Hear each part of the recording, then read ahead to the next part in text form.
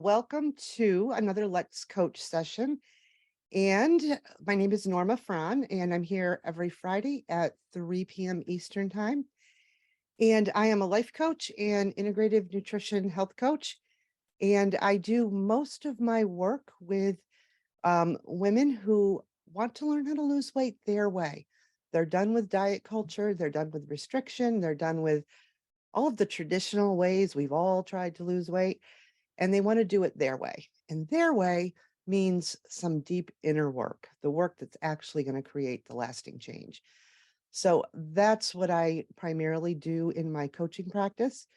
And I love spending time here at Life Coach University and being able to provide coaching to all of you through Let's Coach. So welcome to today's session. Let me just fix my camera a little bit. There we go.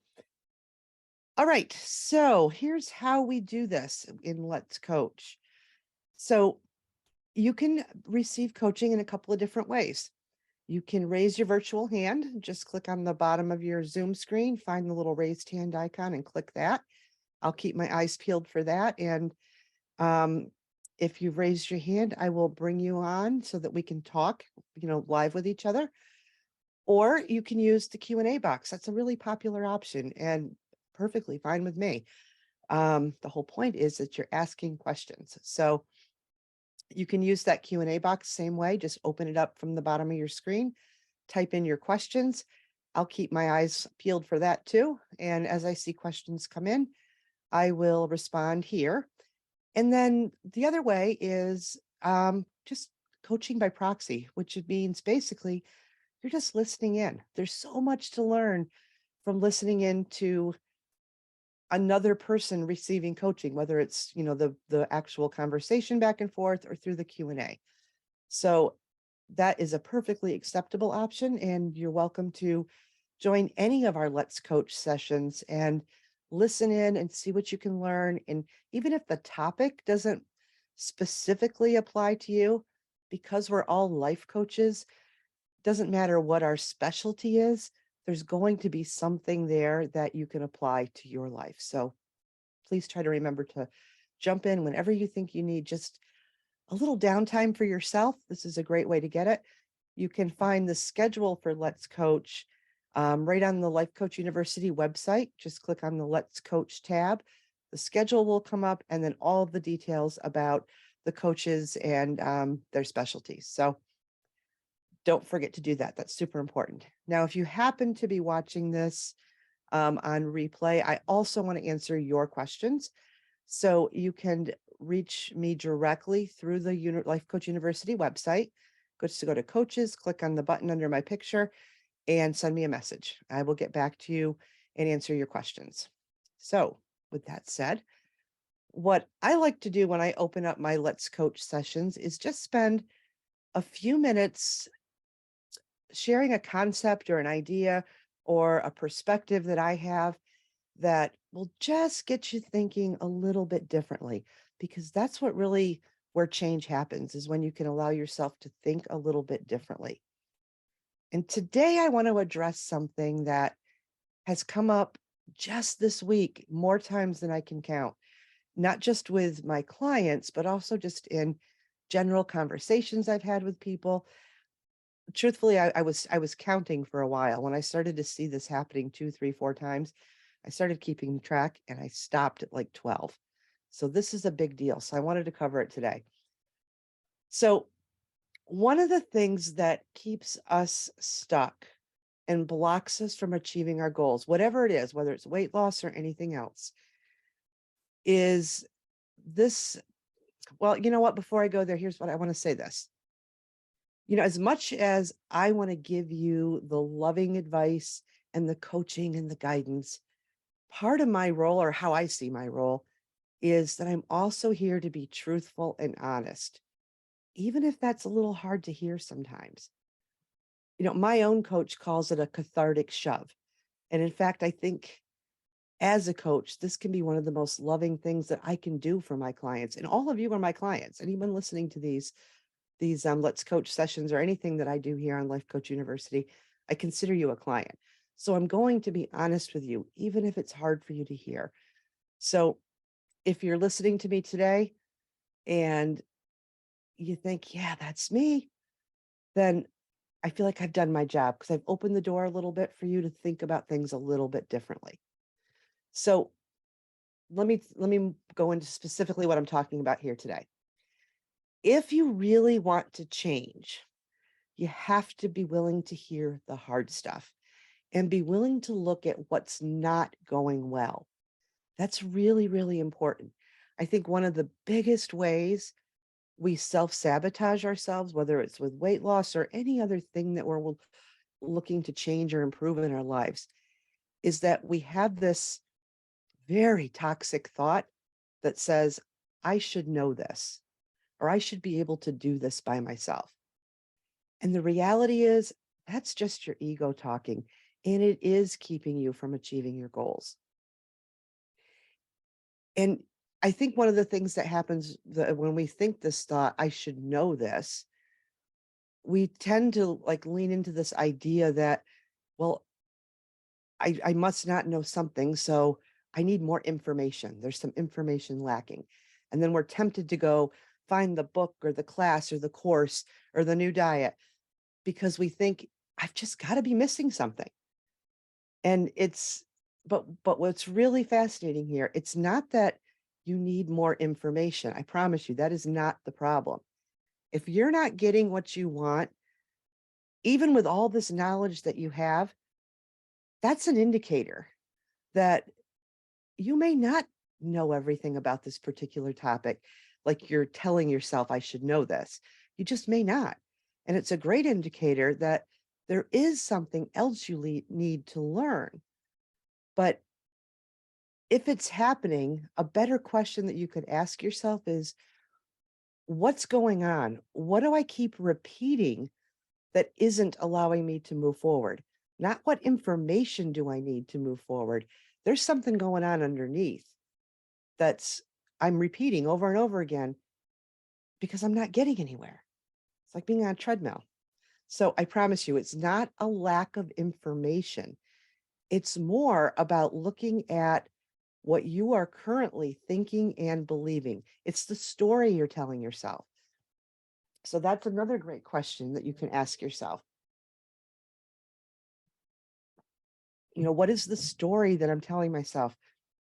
One of the people I talked to this week, I asked her that, and she said, well, I think the story I'm telling myself is that weight loss is just complicated. It's hard. I need more information to do this.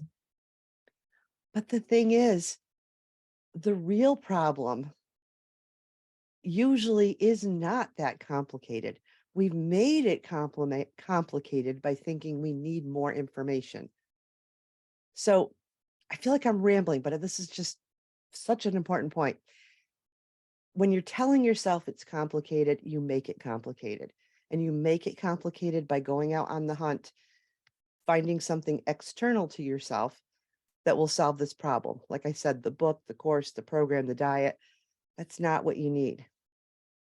You need to dig behind that story. Why are you telling yourself it's so complicated? So here's the thing. There is something missing, but it's not information. It's almost always comes back to the relationship that you have with yourself. Nobody wants to hear that. It's not an easy answer. It's easier to buy the book or sign up for the program or the diet and keep telling yourself that you need more information because you should know this. And the thought that, and that thought is usually the one that's preventing you from reaching out and asking for help because you keep telling yourself, I should know this, and you don't ask for the help.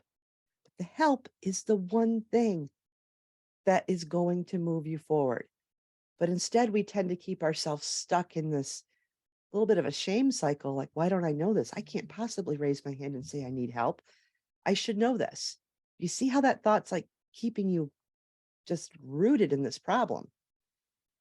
And also, not it doesn't help the situation that in many cases, especially women, are praised for their independence. And maybe you were told this as a kid, you're such an independent little girl. And you were also maybe told how smart you were. So you learn to hang your hat on You hang all of your self-worth on this idea that you're smart and independent. But and you've learned to value that independence. So and then you never ask for help or even let on that you're struggling with something because you should be able to handle this. Do you see how it's all connected? So if you could just say out loud that I think I should know it, but I don't. So please help me. That can be a really powerful but yet humbling experience. And it's also showing yourself the self compassion that's going to move you forward. Another book or course or program is not going to do it. It's having self compassion with yourself and saying, yeah, I think I should know it, but I just don't. Please help me. That's powerful. And kind of the cousin of this, I should know how to do this is I should be able to do this alone. That's also keeping you stuck. Sometimes just hearing other people share their struggles gives you the sense of community that you need to just be more comfortable with the fact that you're not alone in this. People get you, and you don't have to do this alone. So if that's you, if you're having any of those thoughts, I would encourage you or challenge you to ask yourself how things could be different if you just drop that thought, I should know this. And what if you swallowed your pride and just said, I need help? I'm so passionate about this and I feel like I'm getting a little ranty here, but it's so important because I can now look through the lens of experience. I know that this is exactly what held me back most of my life, and not just from achieving weight loss, but everything else in my life. I should be able to do this on my own wasn't a thought that was helping me at all. It actually slowed me way down. I can tell you for sure my biggest learning through my whole weight loss, my whole process of becoming a coach, I learned that I could have gotten my results in my life 5, 10 times faster had I said, I need help. But instead, I took it all on myself, tried to do it myself. And eventually, I got the things that I wanted, but at such a slower pace and with so much unnecessary pain and suffering for myself. So asking for help doesn't mean anything about your ability. It doesn't mean anything about whether you're smart or not. It doesn't mean any of that. What it does means is when you ask for help, is that you know what you want and you're going to go to any lengths you have to get it, including asking for help. So just think about that. How different would your life look if you completely threw away the thought that I should know how to do this and be someone who asks for help? How would it be different? Who would you ask for help? What different actions would you be taking if you were seeking help and applying some advice that you got? Everything could be different for you. So maybe that's your new thought. Your new thought could be I get to do something different now. I get to ask for help. And what's really great is you get to be here at Let's Coach and you get to ask for what you need, whether it's from me or any of the other coaches. And you get to listen to what other people are struggling with and learn from them. That's that whole coaching by proxy thing that I talked about. So you can keep doing the same thing, sitting quietly in the background and telling yourself, I should know how to do this. And then look outside of yourself for the answers, the book, the program, the diet. Or you can let go of that and just acknowledge that something isn't working here for me. And maybe, just maybe, this person, this coach, this friend, they might know something that I don't. And you have to actively decide to turn off that thought that you should know this or that you can do it alone and ask for the help that you need. It's the greatest gift you can give yourself. And again, it doesn't mean you're stupid. It doesn't mean you don't have the ability or that something's wrong with you. So don't let that stop you from getting the help that you need and want. All right. I feel like I need a deep breath now. But like I said, this has come up so many times this week, and it's really got me thinking about how it just keeps us stuck in these thoughts and prevents us from getting the things that we deserve to have in our lives. All right, rant over. All right, let me see if we have any questions to start with. All right, let's see. I've got let's see, an attendee says, I keep the pattern of being too busy, rushed, have no time to cook healthy meals. No wonder the new recipe books for fast, quick meals don't work. Yeah, so this is a great one because boy, if I don't think I've ever met a person that says, no, I'm not busy. We're all busy. We're all stressed. But this is a really, really interesting one to take a look at.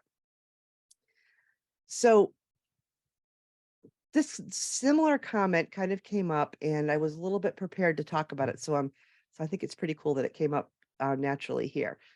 So someone I was speaking to this week was talking about nighttime eating, and they used the phrase, I hold it together all day. And then at night I just give up. So what I asked this person to talk about, let's go back to that comment, holding it all together all day. And kind of like our attendees comment of being too busy and rushed, they have no time to cook healthy. Let's dig into that just a little bit. So when you think about that, you're holding it all together all day. And we dug into that a little bit more, and she one of the things that she said to me was that, I have this really good life actually, and I feel guilty for feeling bad about it and feeling stressed out all the time. I think a lot of us might experience that. We feel stressed and busy and constantly running, and then we feel guilty because we feel stressed about our good life. So, of course, if you're worn out at the end of the day, what happens is your logical reasoning brain is exhausted. You've kept it busy all day. So to be able to override that busyness and think logically and reason with yourself and say, no, I don't need to have that ice cream. Sometimes it's just impossible because what you need more than that is comfort and relaxation. And right now that's maybe in this example is ice cream. So the problem isn't what's happening in that moment though. That nighttime eating urge, that bowl of ice cream, that's not the problem. The problem is how we're managing our mind around stress and busyness during the day. We're exhausting ourselves during the day with all that stress and busyness. And that's draining us and leaving us with absolutely no energy to manage those nighttime urges. So, how you're thinking about your day and all the things going on in your life, if it's full of have tos, must do's, or you're making decisions that, might, feel good to you, that's great. But what if those things are feeling more like all those decisions you have to make, they feel more like they're based in obligation or maybe fear or even a little resentment that literally drains every ounce of energy out of you. So, of course, you're going to be exhausted and turn to food for relief. So, we have to look at the emotional drama that we're creating during the day, during our busy life, and learn how to think of it a little bit differently so that we can have some more bandwidth or resilience at night so that our reasoning brain can kick into place and turn on and help us navigate some of those tricky urges and cravings. So we talked a little bit more about this, and she said, oh, you know what? I think I get it. I'm making my good life harder than it has to be, right? I was like, yes, exactly. So all of the busyness that she was creating, she was actually beginning to resent it. Even I've got the job and the meals every night, and the kids have this and the kids have that, and I volunteer here. They were all a bunch of have tos. When she reframed it and said, you know what, none of it, I don't have to do any of it. I'm choosing to do it. And I'm choosing to do it because, and then she listed all of her reasons.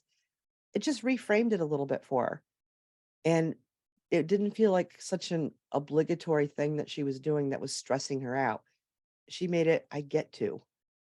And that felt like it was going to lower the temperature a little bit and give her a little more bandwidth at the end of the day. Hope that makes sense. I feel very rambly today. I don't know. I hope you're all tracking with me. So that might be a good journal prompt if you're someone who is caught up in the busyness of your life and you feel so rushed, is think about how, what am I making my why am I or when am I making my good life harder than it has to be with these thoughts of busyness? All right. Let's see, what else do we have? Oh, this is a good one. Okay. Of course, we're coming up on a holiday. For those of you that celebrate Easter, that is celebrated this Sunday. And this question or comment is, I can't stay out of the Easter candy. How do I not eat it? All right. So this one is another one I'm really passionate about. We have been conditioned to believe that our eating is generally all or nothing, especially if you're dieting, and particularly if you're dieting. We're either doing the diet right and not eating that Easter candy at all, not one jelly bean, or we say to heck with the diet, I'm just going to eat all the jelly beans. I'm going to eat all the chocolate. But it's that all or nothing mentality that's creating this little problem of feeling like you have no control around it. And it likely will lead you to end up overeating anyway when you're thinking this all or nothing. What usually happens is you can restrict yourself for a period of time, and then all of a sudden it's just the hands go up, but it's like, nope, can't do it anymore. And you just go for it. What I would suggest in this particular case, if you're thinking that you can't control yourself around the Easter candy and the Easter treats that are going to be around, change the perspective again a little bit. You can give yourself permission to partake in Easter candy. You can do that. It is not all or nothing.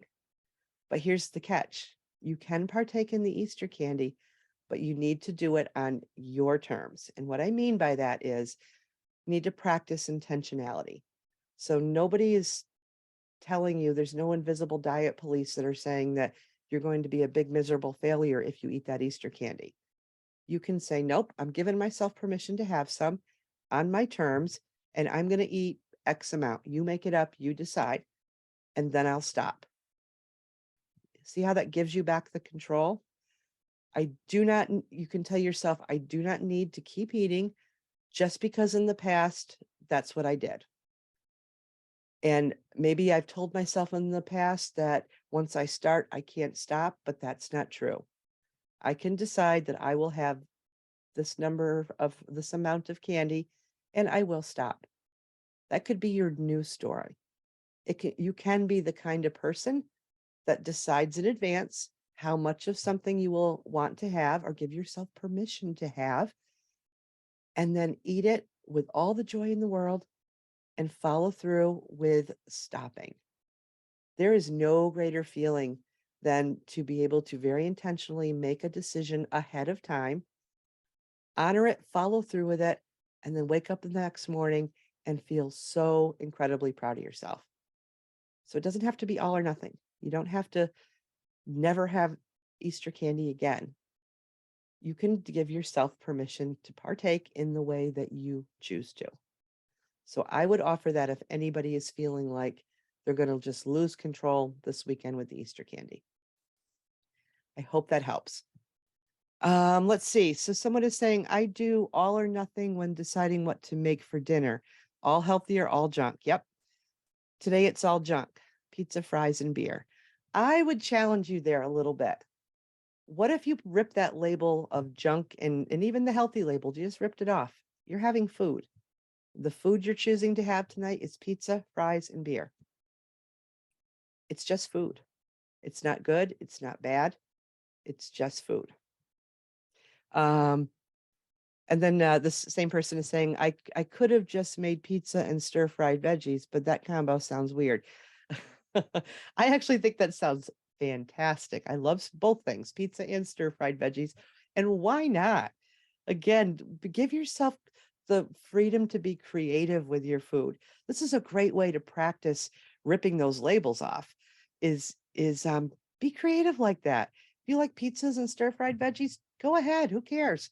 it's a great way to just practice and challenge those I don't know, I'll call them traditional food rules that so many of us carry. But you know what? I think your dinner sounds amazing. Pizza, beer, and fries. It's food. And I want you to enjoy it and not tell yourself that you're eating junk. That's life. That's real life. You're never going to not have pizza, beer, and fries again, right? You're having it tonight. It's one night in your lifetime. Maybe you have it once a week. Maybe that's your thing. So perfect.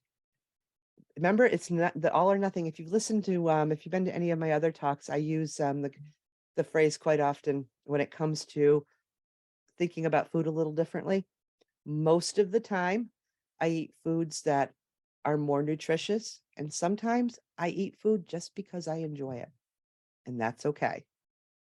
So go enjoy your pizza, beer, and fries. It sounds fantastic. All right, what else do we have? Um, we have a couple of more minutes. I have one more I think I can squeeze in here. This one actually came to me outside of Life Coach University. It was a follow up to a little something I had said in my podcast about um, weight loss drugs. And actually, someone did ask about this last week. So this person was had a question. She did say that she was considering it, um, but keeps having the thought that I'm taking the easy way out. Yikes! Talk about a poisonous thought. My goodness. So if you were with me last week, I did talk just for a few minutes. Someone asked about my opinion about the weight loss drugs. Here's the way I look at it. First of all, if there's anybody who's ever had weight loss surgery or has been required to take drugs for any type of physical ailment or has had to change their diet because of a health condition, there is nothing easy about this. And to be beating yourself up with that thought that I'm taking the easy way out is not serving you one little bit. I just want you to know that. So, and then the other part of this, I teach weight loss your way. Your way might be to use a tool like a weight loss drug or perhaps a surgery, even. And that's okay. You have permission to do this your way. The only thing that I strongly encourage people to do when they're considering using things like a weight loss drug or surgery, to think of it as a tool. It's not the only tool. And the thing is, the weight loss drugs and the surgeries and all this, that solves a physical issue, perhaps, or changes something physically about you that could make weight loss easier or harder. Um, but for them to be most effective, for that tool, for you to get the most out of that tool, you absolutely need to combine it with the work of changing how you think about food and eating and yourself. It's that deep inner work. That's my work of Weight Loss Your Way. And that's really the whole reason why I do what I do, because I want people to have the results they want in your life, including weight loss. But I want it to be in a safe, sustainable way, and a way that's going to be with you forever so that you never have to do this again. Who wants to keep repeating weight loss over and over again? Let's make the changes to our thinking and do it for the last time so that we never have to go back here again. And if you want to combine that with a different tool, whether it's these weight loss drugs or surgeries or keto or whatever it is, doesn't matter. It's that deeper inner work is the thing that's going to get you results. Okay, we are at the 30-minute mark. As always, I love coming here and talking with you on Let's Coach. And I apologize if I was a little ranty today, but like I said, it's so important. Ask for the help that you need. That's what we're here for. That's what you have people in your life for that care about you. So it does not make you any lesser of a person. Just raise your hand and say, I need your help. So I hope to see you here next week, and have a beautiful Easter for those of you that are celebrating. And come back next Friday and let's talk some more about how we can help each other. All right. See you soon. Bye bye.